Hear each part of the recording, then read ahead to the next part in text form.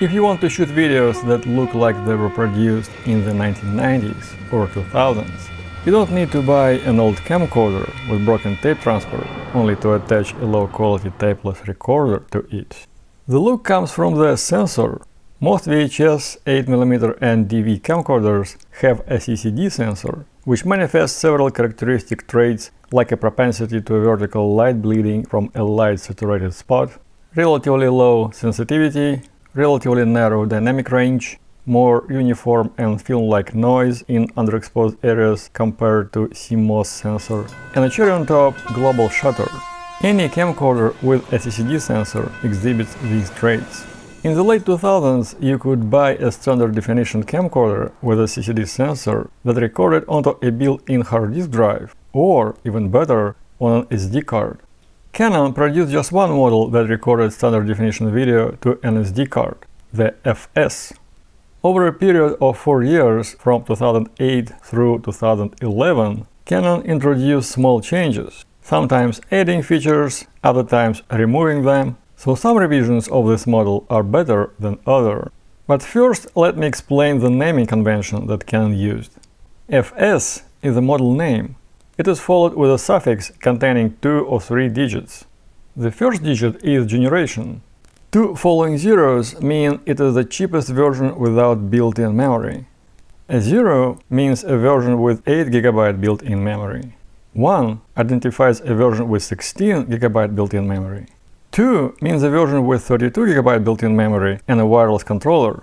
Video is recorded using MPEG-2 codec with 3 quality settings: 3, 6 and 9 megabits per second. The format is similar to DVD video and provides similar quality.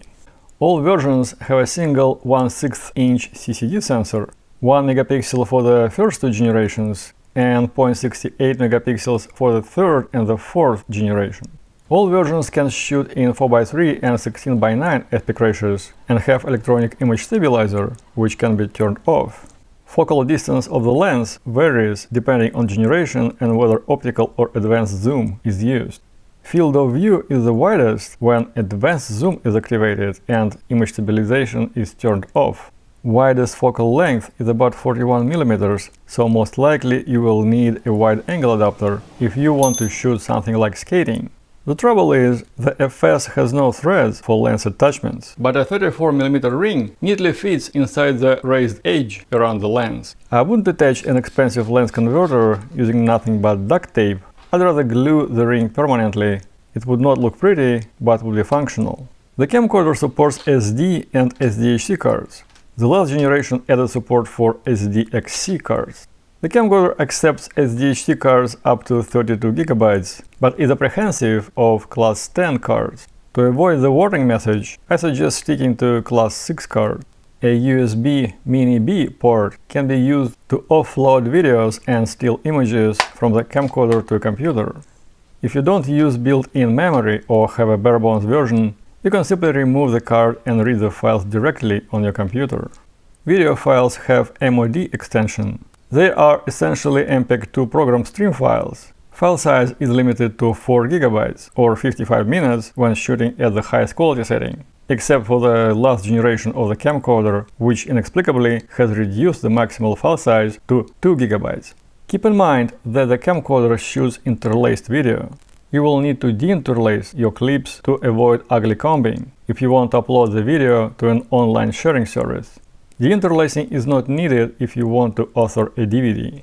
The AV connector outputs composite video and stereo audio. You can play your clips into the mini DVR if you like lo-fi aesthetics. As a bonus, you will not need to deinterlace as the mini DVR drops every other field, converting the video into low-resolution 30p. On the second generation, this jack can also be used to connect headphones, very useful when monitoring audio while shooting. The first 2 generations also have an input for an external microphone. If you want to use the camcorder in a semi-professional manner to record audio from an external microphone and monitor through headphones, the second generation is the one to choose. The camcorder offers a decent assortment of settings and manual controls, in particular manual white balance, manual focus, and manual exposure. The exposure can be controlled simply as brightness, or you can set shutter speed first and then control aperture and gain with the exposure slider. Sadly, the camcorder does not display the value of aperture and gain.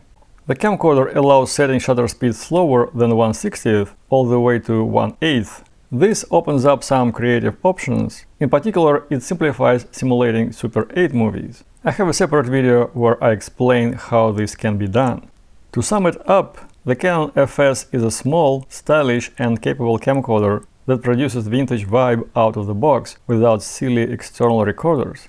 Grab yourself one instead of making a tapeless build out of a tape-based camcorder. Please like, subscribe and comment. Every bit of interaction helps me promote my videos. Goodbye!